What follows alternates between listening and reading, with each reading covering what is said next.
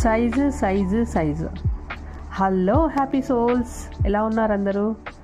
So size అని ఎందుకు అంటున్నానంటే, ఫస్ట్ మనం బ్యాంగిల్స్ గురించి తెలుసుకోవాలి అనుకున్నప్పుడు బ్యాంగిల్ సైజెస్ గురించి కూడా ఫస్ట్ అవగాహన ఉండాలి. దీంట్లో మనం ఏ షాపింగ్కి వెళ్ళినా ఎక్కడికి వెళ్ళినా బ్యాంగిల్స్ కావాలి అనగానే ఫస్ట్ అడిగే క్వశ్చన్ ఏ సైజ్ బ్యాంగిల్స్ కావాలి అని. సో ఈరోజు మనం బ్యాంగిల్ సైజ్ గురించి తెలుసుకుందాం. వీటిలో నార్మల్గా మనం గ్లాస్ బ్యాంగిల్స్ తీసుకుంటాం కదా, వాటిలో 22, 24, 26, 28, 210, 212 బ్యాంగిల్స్ అనేటివి ఉంటాయి. చిన్నపిల్లలకు వేరే సైజెస్ ఉంటాయి.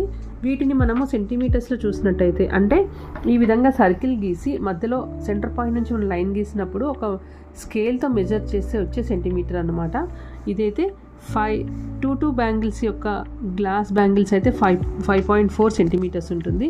అదే మనం థ్రెడ్ బ్యాంగిల్స్ చేయాలనుకున్నప్పుడు తీసుకున్నటువంటి బ్యాంగిల్లో 5.6 సెంటీమీటర్స్ ఉంటుంది. ఈ విధంగా ప్రతి ఒక్క సైజుకి డిఫరెంట్ సెంటీమీటర్స్ ఆఫ్ కొలతలు, ఈ మధ్యలో ఉన్నటువంటి కొలతలు ఉంటాయి.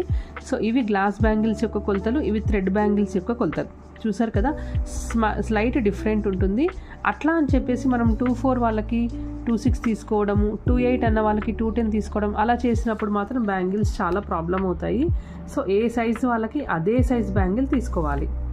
ఇది ఈరోజు సైజ్ గురించి మాట్లాడుకున్నాం.